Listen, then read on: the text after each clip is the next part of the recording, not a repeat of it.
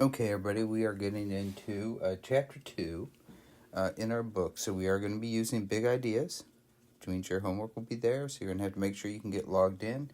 Email me with credentials if you've lost them, forgotten them, but then make sure you write them down once you've changed them and you are registered because it is now a requirement. I think our first chapter was we touched on it just a little bit inside big ideas. Hopefully we've smoothed out the complications that some of us were having, but now it should be much easier, hopefully, because you've seen it, you've been registered, and we should be able to handle the assignments inside of our textbook. I do want to mention you can download these textbooks in your self-service. You should be able to download the digital copy, and so you'll actually have a copy of the material that I'm covering.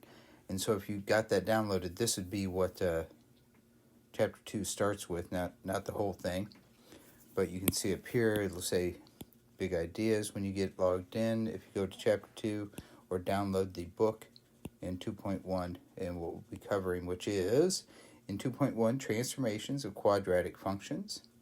Okay, quadratic functions, we talked about those in our first unit, those x squared functions, and how to translate them and transform them to make them look different. So we're going to start by looking again and reviewing just a little bit. This is the parent function, y equals x squared. Now, we can write that just as an equation, or we can use that function notation, f of x equals x squared.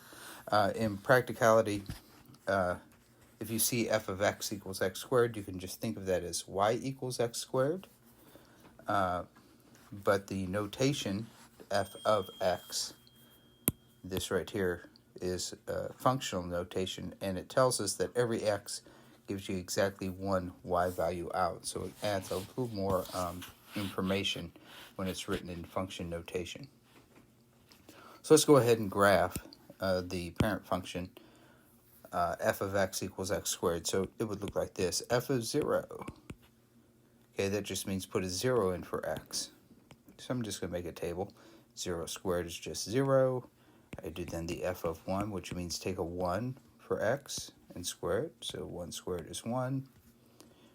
F of 2, 2 squared is 4. And f of 3, which means take a 3 and square it.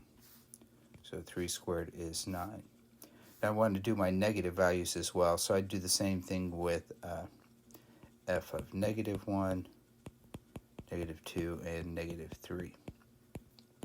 But when we square a negative, we always get a positive, so we get the same values out. Okay, so negative 1 gives me 1, negative 2 gives me 4, negative 3 gives me 9. So let's go ahead and graph these real quick. 0, 0, 1, 1, 2, 4, and 3, 9. Negative 1, 1, negative 2, 4, negative 3, 9. And you'll see we get this nice, what we call a parabolic shape. Parabolas are very common. If you have a satellite dish near your house or in your neighbor's house, you'll see it. Those are very broad parabolas. You'll see they look more like this, but they are parabolic. In other words, they follow an x squared formula.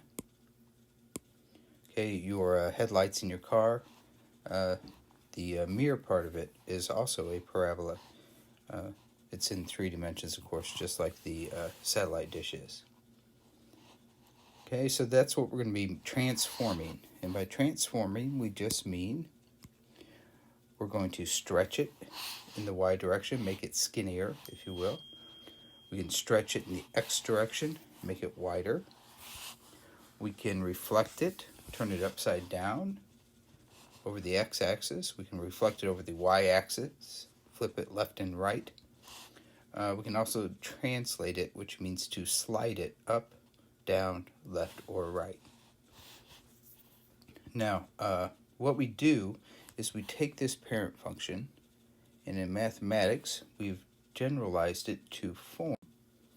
It's called the vertex form. This is a form to memorize.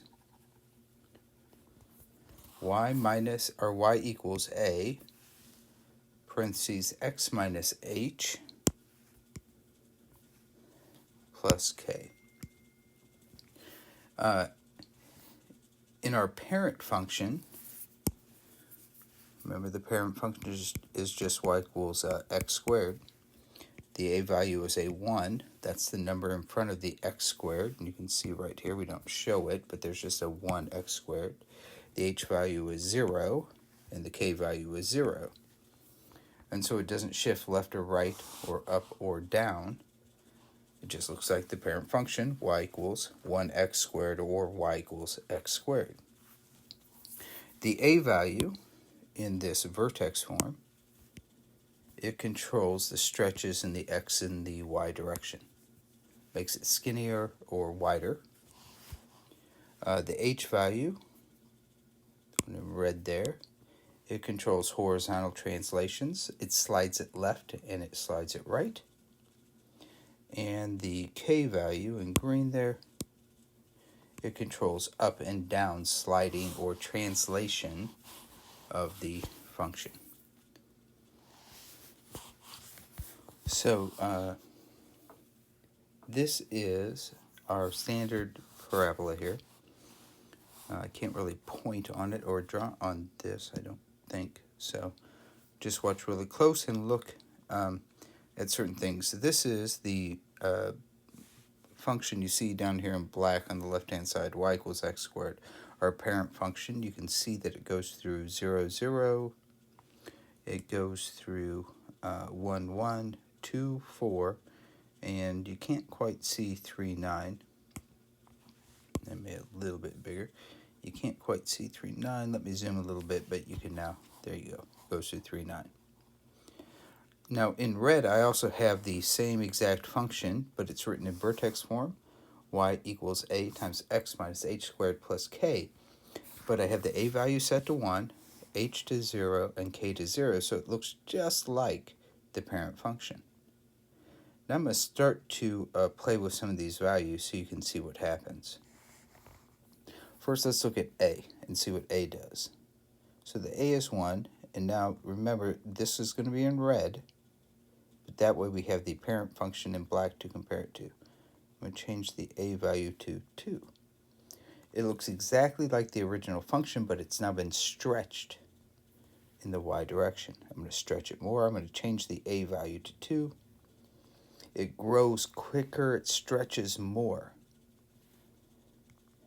3, and I can make it really, really narrow just by increasing that a value.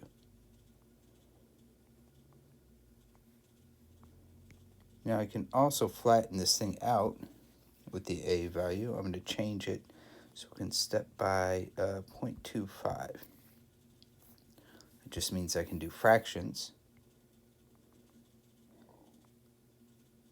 And so there we are at a equals 1 again.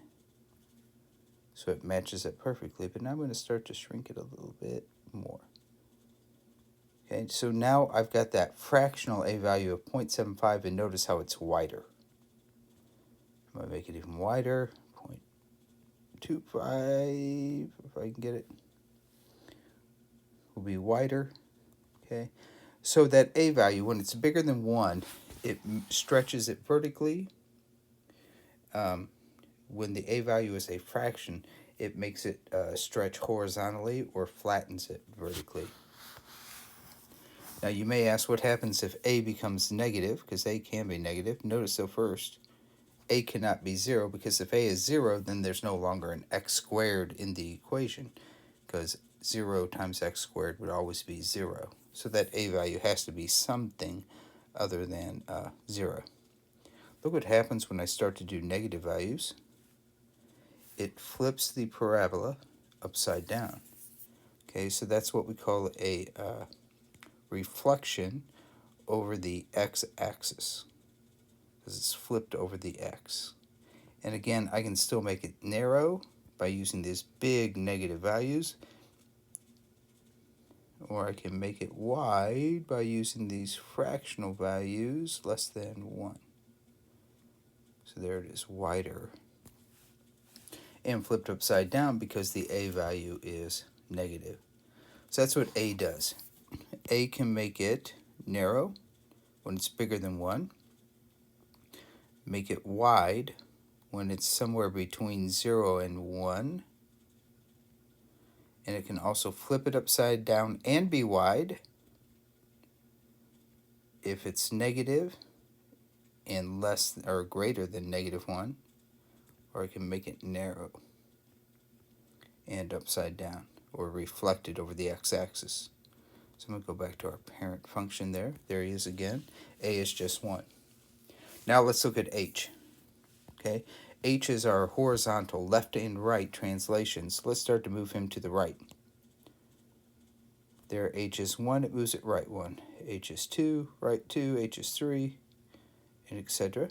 Let's move in the other direction. If h is a negative value, then it moves left. Let's center him again. Let's do the k value. K value controls vertical translation up and down. Let's make k positive 1, and he goes up by 1. Up by 2, 3, 4, 5. We can go up for as long as we want to, and then we can also slide him down just by making the k value negative. And the last thing we want to look at is how we can do all of this stuff at the same time. So let's say I want him moved right by 2. So I make my h a positive 2, but I want him down by 1. So I make my k value -1.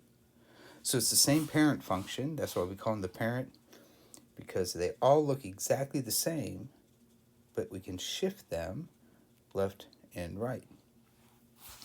I could also play with the a value and make him narrower if I wanted to, and shift it just by increasing it greater than 1. He's now narrow, stretched in the vertical direction, but he's shifted to the right by 2, and he's shifted down by 1. If I want to flip him upside down but make him exactly the same size, notice my a is a 3, so he's that stretched. But now if I want him upside down, I just have to reflect him over the x-axis by making it -3. So now he's flipped upside down, reflected over the x-axis. He's narrow, and his vertex, where he starts at, is shifted to the right by 2 and down by 1. So all of these variables, a, h, and k, control the shape, where he starts at, his location, his vertex, his beginning point, as well as whether he's stretched in the y direction or stretched in the x direction, all controlled by those 3 variables. Now, here's our first example. So they've given us, we're training the parent function. F of x equals x squared, and g of x, how this is translated. Okay, so I think at the very beginning, everybody, it is a good idea to write down that general formula, or vertex form,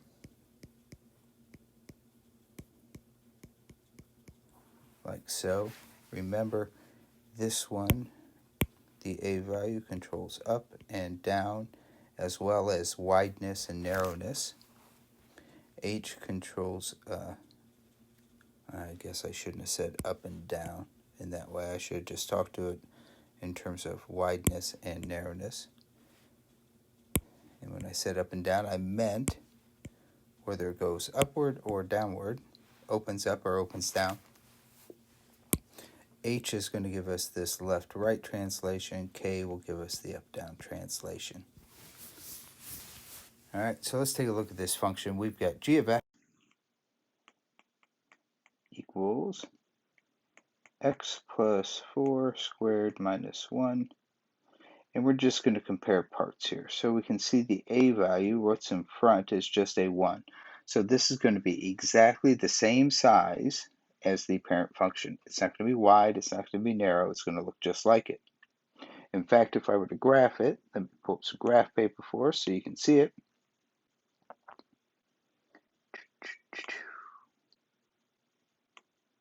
There we go.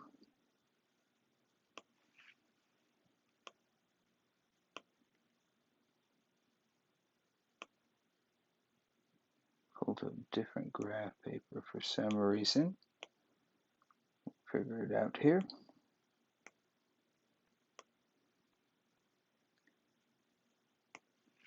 That's what we want.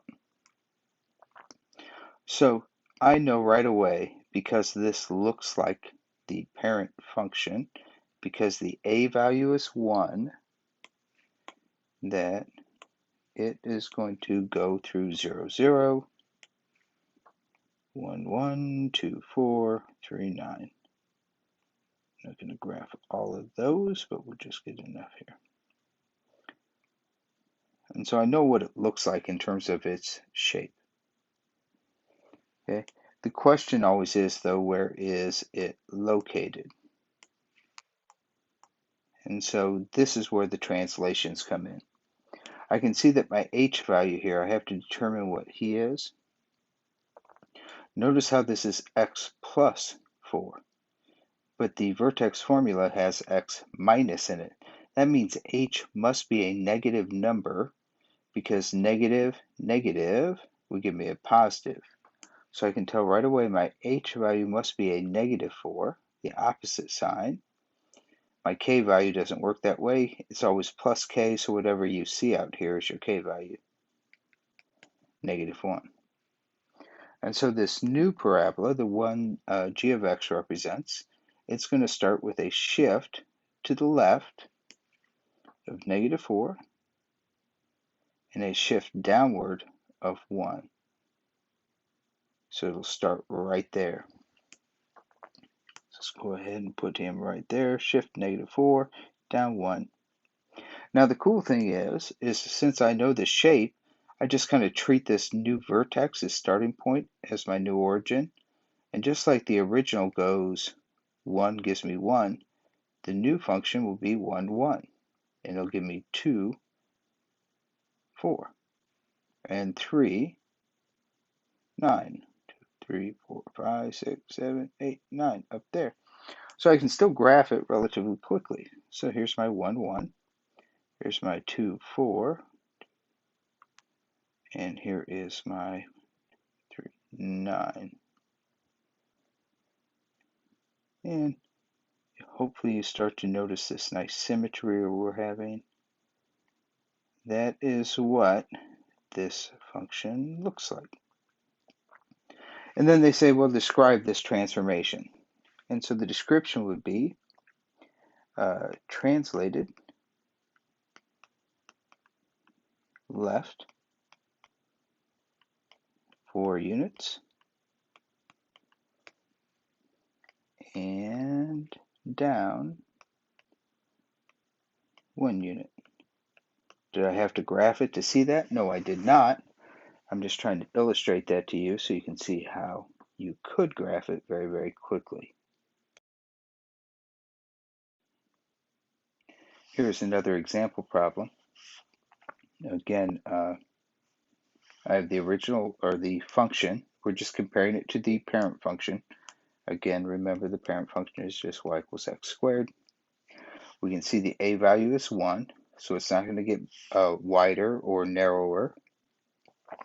The k value out here is 0, so it's not being shifted up or down. All we have to worry about is the h value. In this case, you notice it's x minus h, x minus 3, so h must just be a 3. So h equals 3, and that would shift the parabola to the right by 3 units. So we would just say for the translation, translates right by 3 units. And that's it. Only h has been affected. Another example, we can see if we just compare parts, there's x matching up with x, negative with negative. The h value, therefore, must be 2. So that's going to be shifted to the right by 2, or translated.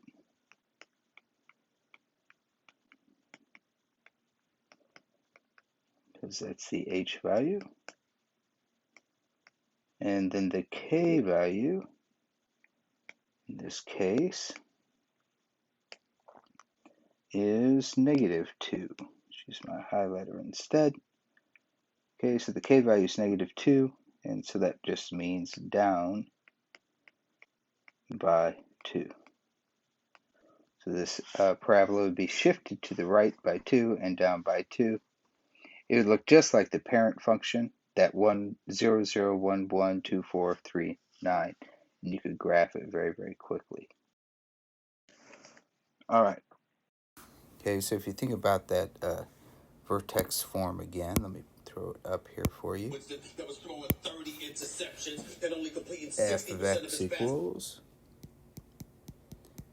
a times x minus h squared plus k. Now, in these examples, I've let the h value be 0 and the y value be, or the k value be 0. So it's not shifted left or right. It's just going to be, the only thing we're looking at is what happens if I change a. So in black there, I've graphed the parent function f of x equals x squared. Let's go ahead and generate a few values for g of x. This is important for you to be able to do. So I'm just going to make an xy or an x g of x table of values. When x is 0, so I substitute in 0 for x squared. 0 squared is 0. 0 times 3 is 0. Piece of cake. Substitute a 1 in for x. 1 squared, got to square it first, is 1. And then 1 times 3 is 3. That's easy. Plug it at 2, substitute in a 2. 2 squared is 4, and 4 times 3 is 12. Just graph these. 0, 0 is right there. 1, 3. You can start to see it's starting to stretch it. And 2, 12. I even run out of room. It grows so fast. So 12 is somewhere up here. About like that. And because of symmetry, I can find points right across. And this, we'll discuss it more in detail tomorrow. But parabolas have what we call an axis of symmetry. And so there's a point always mirror imaged right across from it. So by substituting that 3 in, you can see how it got stretched vertically. Also called a shrink horizontally. It got compressed in the horizontal direction. Okay, and you can see up here when the absolute value of a, so in this case the a value is 3, if it is bigger than 1, it'll always be stretched vertically or shrunk horizontally. Now let's look at the next one here in blue. Here I've got a 1/4. Now 1/4, the absolute value of it is just 1/4. It's not bigger than 1. So watch what happens. We'll again make just a nice table of values, x and h of x. 0 squared is 0 times a fourth is 0, so that's that origin again. Not shifted left, not shifted right, because h and k are both 0. Plug in a 1 for x, I square it, I get 1, and 1 times 1/4 is just 1/4. So 1, it only goes up a little bit. Using symmetry, I find a point on the other side. If x is 2, 2 squared is 4, 1/4 of 4 is 1. I don't think I want to put in 3. It's going to be awkward. I'll put in a 4. 4 squared is 16, and 1/4 of 16 is 4. So at 4, it goes to 4. And then negative 4 will also give me 4. So you can see when we have a fractional a value, it got shrunk vertically or it got stretched horizontally. So I like to think of it this way. If my a value is bigger than 1, don't worry about positive or negative. If my a value is bigger than 1, I get stretched vertically and get made narrow. But if my a value is a fraction, don't worry about negative or positive, I get widened out. I get wider or fatter. Okay? So look at the a value as making it narrow or making it wide. Fractions make me wide. Whole numbers make me narrow. The last thing I want to talk about is reflections about the x-axis. And You notice when we were talking about whether a graph is going to be narrow or wide, we looked at the absolute value of A. If the absolute value of A was bigger than 1, it got skinny. But if it was between 0 and 1, a fraction less than 1, then it got wide. Well, we talk about the absolute value just because it's that number part that makes it either narrow or wide. The sign on it tells you if it's going to open up or open down. Our parent function here shown in black is y equals 1x squared. 1 is a positive number. It's the parent function. Looks just like the graph that we've seen now 3 or 4 times. Here in red I have the same exact function except my a value is now -1. Okay, since the a value is exactly the same a value in terms of absolute value, they're both 1, it's going to be exactly the same shape.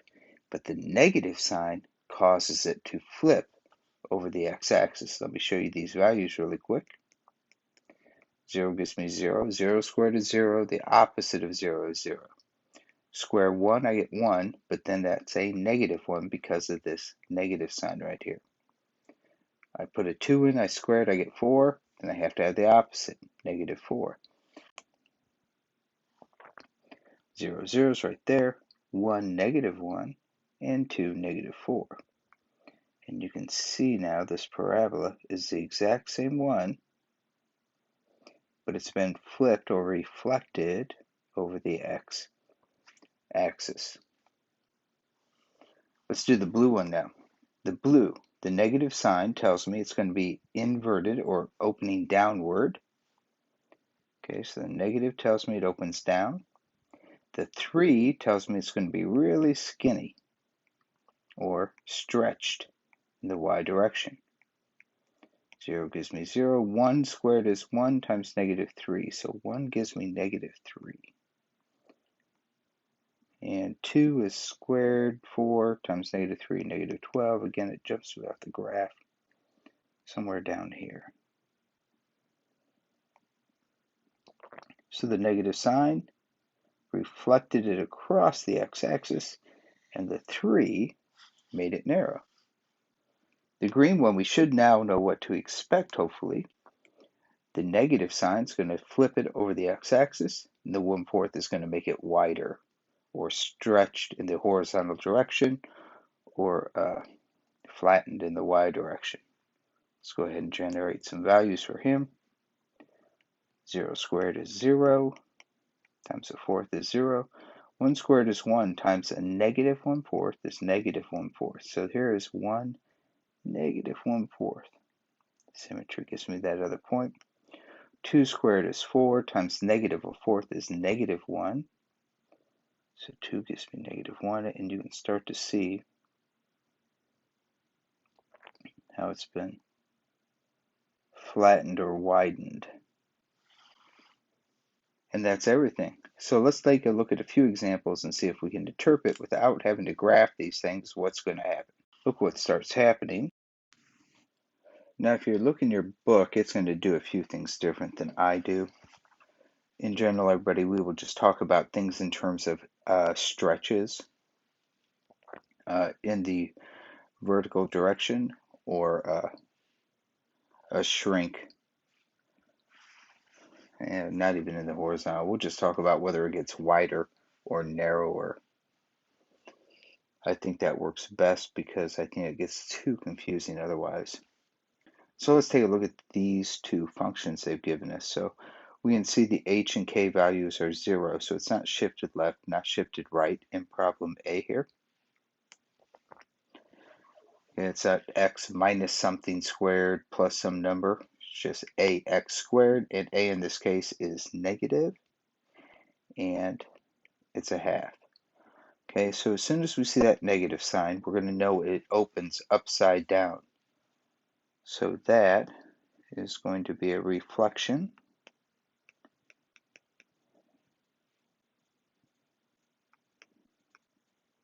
over the x-axis. Just flipped upside down. And the half means it's going to be wider. So we could call that a horizontal stretch,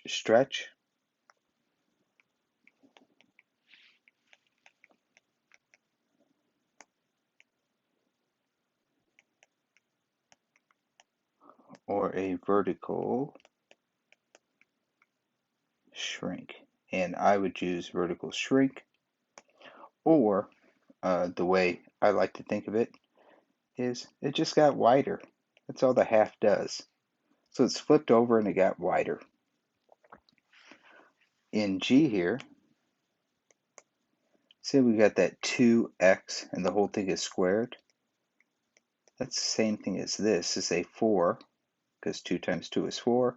X times this, x is 1, or x squared plus 1. And so this 4 is going to leave it going upward. I know right away it's going to go up. Okay, the 1 I know is going to move it up 1 unit, because that's the k value outside of the squared part. And that 4 is going to make it narrower. Okay, so we would call this a vertical stretch because of the 4, and a translation up 1 unit. And that's it. Here is our last example. Let's read through it here. Now we're going to write the function. So they're going to tell you what they want it to do, and you come up with the function on your own. So here's our parent function. F of x equals x squared. Quadratic function. 0, 0, 1, 1, 2, 4. We want it to stretch by a factor of 2. Excellent. Piece of cake. They said call it function g, so g of x equals 2x squared. We just stretched it by a factor of 2. Oh, they want it reflected in the x-axis. Fine. I've stretched it. Now I'll flip it over by making that a negative 2. I want it to go down by 3 units. All right. Fine. That'll be f of, or g of x equals x squared. But now, to move it down by 3 units, I just have to subtract 3. And that's it. I moved it down by 3 by subtracting the 3. I've stretched it by using the 2. And I've reflected it by making it a negative 2.